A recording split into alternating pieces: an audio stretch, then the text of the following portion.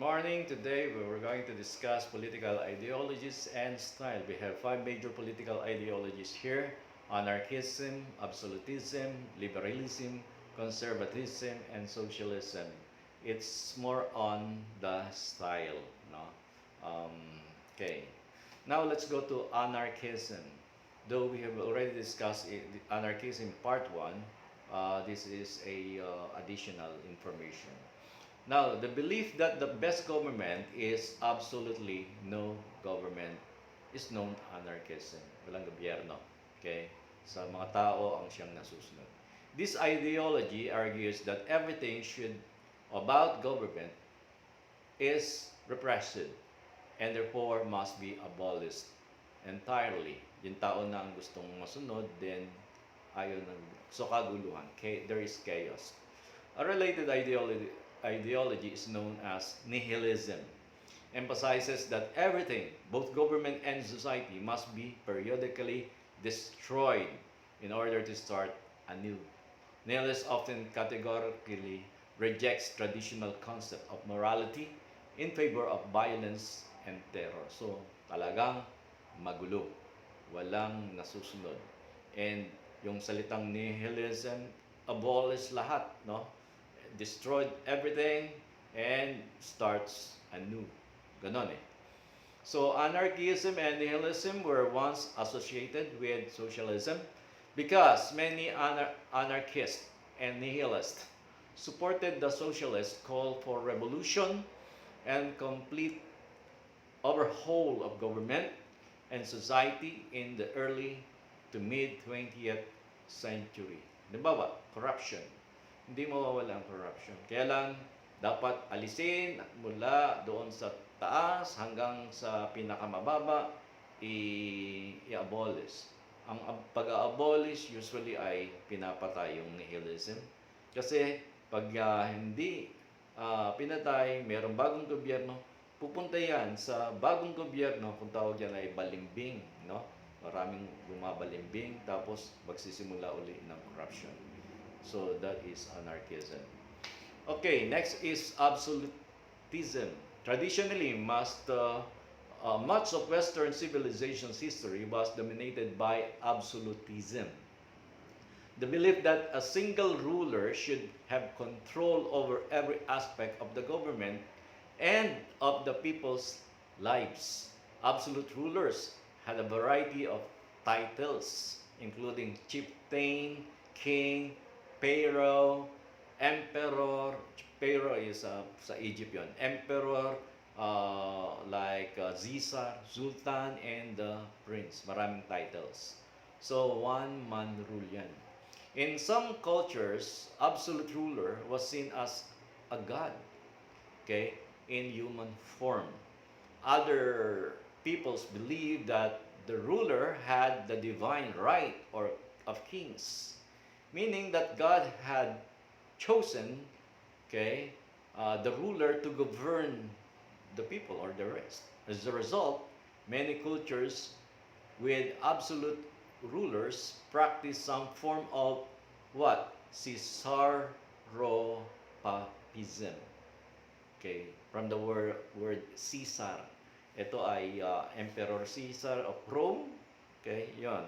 Kasi one of their beliefs, kapag ikaw ay emperor ng Roma, you will be equated to God. No? Kaya yung eagle doon, dalawa, presenting yung pagiging God and King. The belief that the ruler is the head of both the governmental authority and religious authority. Kapag sinabi ng hari ay hindi mababali. And his word is absolute. Parang sinabi ng Diyos.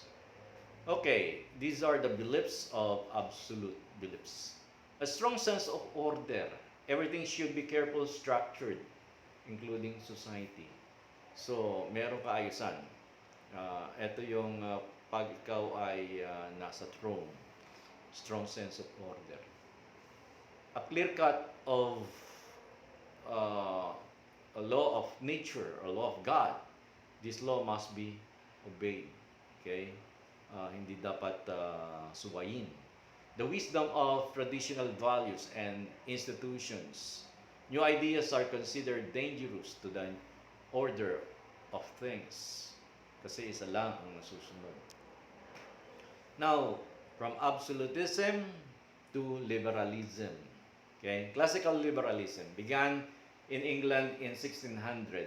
Differs from the American liberalism, developed when such thinkers such as John Locke thought that the relationship between the individuals and society, as well theorized about the right and responsibilities of the individual. These ideas formed the foundation for many political systems still operating today. Merong kakayahan, kapangyarihan, authority, rights ang isang individual. Kung sa absolutism, walang laya, walang freedom ang individual person, dito ay binigyan ng kapangyarihan. So, tingnan natin, nagkaroon ng tinatawag na French Revolution in 1789 to 1799. It's around 10 years. Ruled by the king, sabi rito, the monarchy, and much of the church were destroyed, as were traditional laws and habits in different parts of the country. The revolutionaries exalted reason to the point of literally creating a temple to it.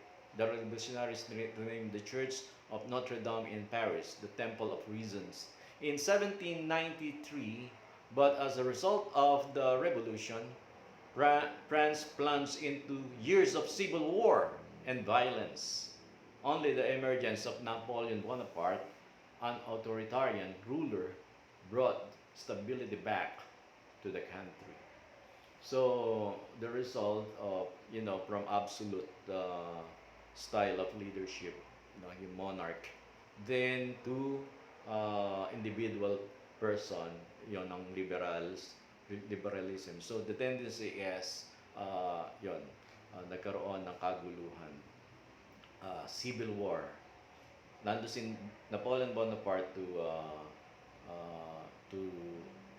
he brought the stability sa bansang France.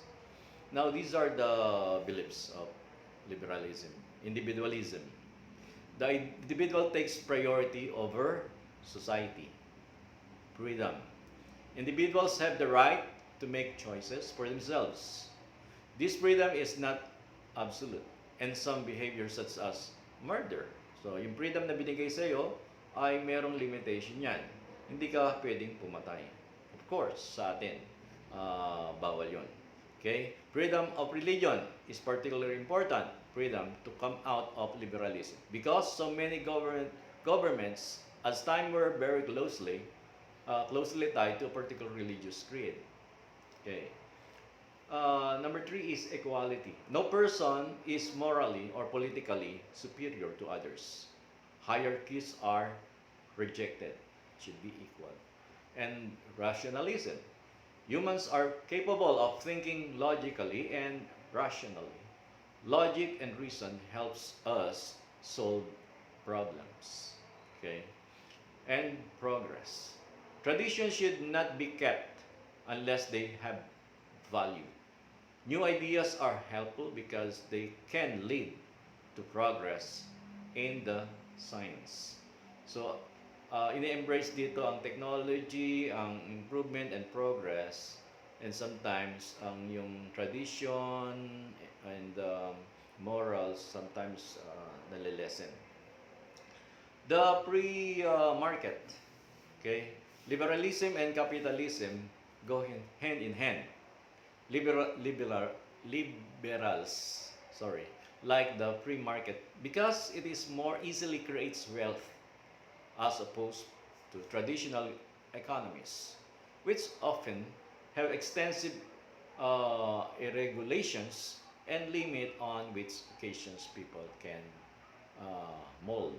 So, individualism, freedom, quality, rationalism, progress, and the free market are the characteristics of liberalism. Now, number 3 is conservatism. Conservatism began as a reaction no, against too much liberalism or liberal ideas. Taking hold of Europe during the French Revolution in the late 18th century. So this type of conservatism differs from American conservatism, no? Si Edmund Burke o Burke, a British American of Parliament, observed the early stages of French Revolution with great distress and predicted the violence and terror that would ensue. His Nook reflection on the revolution in France 1790 is one of the founding texts of classical conservatism. Actually, ang conservatism is the total opposite ng liberalism. Let's look at their beliefs. Stability is a precious thing, and change must be made gradually in order to preserve it. So, conservatism holds on the morality, tradition. Ngayon, kung mayroong pagbabago, should be done gradual, hindi yung abrupt. Okay? Second is concreteness. Liberalism is abstract, parang magulo, no? Kung ano maisip. Now, in conservatism, it focuses on freedom and equality, not on the concrete way people live every day, no? So, there is a stability and concreteness. Ibig sabihin, tiyak. Human fallibility, no? Ang tao ay nagkakamali. Liberalism overestimates human beings, no? Because of the technology and science. They are ignorant, prejudiced, and irrational. By ignoring these defects, liberalism becomes unrealistic. Okay? Unrealistic nga. Kasi wala na siyang pakialam sa human side or human aspect. Ang conservative beliefs ay more on human. Okay? Unique circumstances. There is no universal answer of the problems of society. No?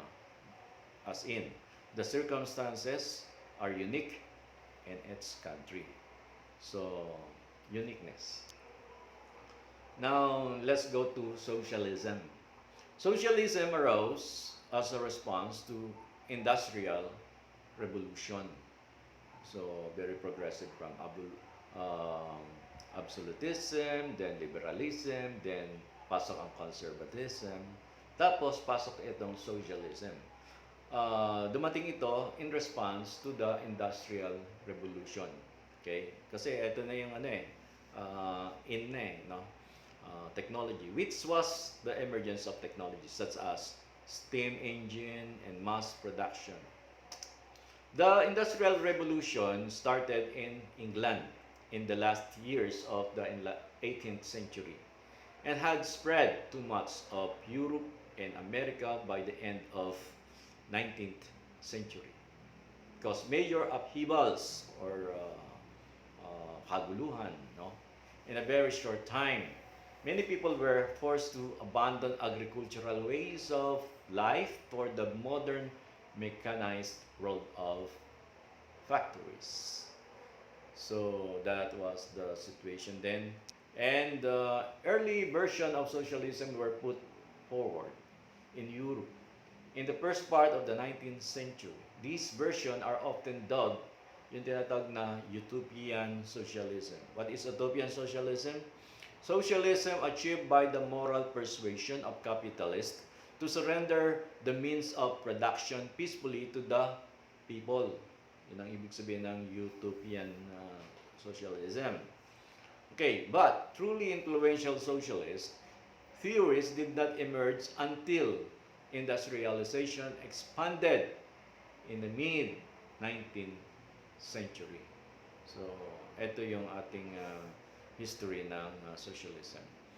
Karl Marx is the best known theorist or socialism, along with Friedrich Engels. Marx wrote the Communist Manifesto in 1848 as a call to revolution. Other prominent socialists thinkers include Karl Kautsky, Vladimir Lenin, and Antonio Gramsci. Okay. These are the beliefs of socialism. One, collectivism. Human beings are social by nature, and society should respect this. Individualism is poisonous. So, sa liberal kasi, although magkaano sila, yung freedom ng isang tao, no, ng individual. Pero dito, as a group or a community, ang tawag dyan, ito, yung tinatawag na collectivism. Human beings are social being, nature, and society. Yun, should be, uh, hunin, no? So, kaya tinawag na uh, yung socialist. Public ownership. Society, not individuals, should own the property. No? Ang dapat, ang may-ari ng lahat ng pag-aari ay ang tao, buong tao. No? Doon papasok yung cooperativism. No? Then, yung public ang may-ari. Dito, dinidiscourage, o actually, inaalis ang individual na yung mga elite, no? Na may-ari. Central economic planning. The government plans the economy. There's no free market. Okay? Sa mayroong free market. Sa liberalism. Okay? Dito ay hindi pwede. Economic equality. All citizens have roughly the same level of prosperity. Kung ano kinakain ng isa ay kinakain ng lahat. Yan ang sistema sa socialism. Okay, so other class warfare kasi may mga ano yan yung mga sa socialism ay merong burgess at sa mga proletariat. Yung mga burgess ay ang tawag dito the haves, meron.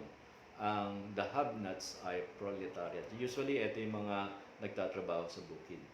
So, there is a class warfare between the rich and the poor. Okay, importance of political ideology. Bakit natin pinag-aaralan yan?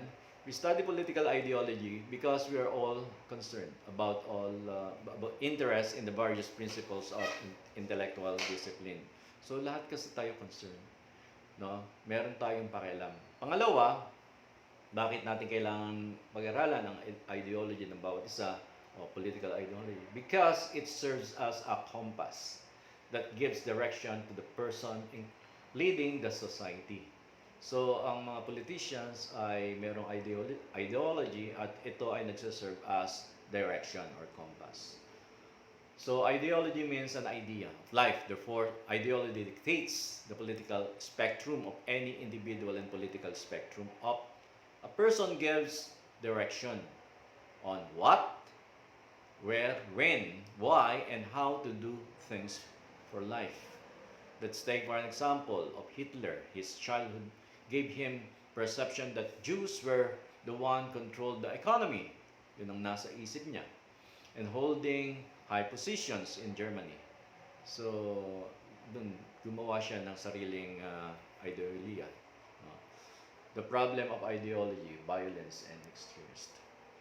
Now, let's go to the last part, the characteristics of political ideologies. Ito yung makikita natin, a coherent set of views on politics. So, there is a set of views of different politics. So, meron kang pananaw. Pangalawa, produced by intellectual elites. Usually, ang mga political ideologies ay based on one of the philosophers. Kapag ang tao ay divided into three parts, no? The head, the stomach, and the last one yung sa baba. So, yung sa baba ay walang utak, walang hindi nag-iisip. At yung mga elite, ito ang head. Yan ang mga politicians na nag-iisip.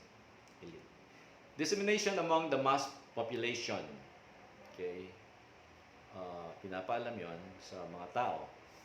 subject to alteration, pwedeng palitan at baguhin ang isang ideology, subject to alteration. Susceptible to distortion and oversimplification. Okay? So, lahat ng ideology ay pwedeng masira. Powerful motivators of human behavior. Laging may mga leader, no? At may mga yun nga, nagmo-motivate. Sa kanya nasabi. And manipulated by political movement leaders. Yun. Merong nagmo-motivate, merong mga leaders. I think that is the end of our discussion about political ideologies. Thank you and God bless.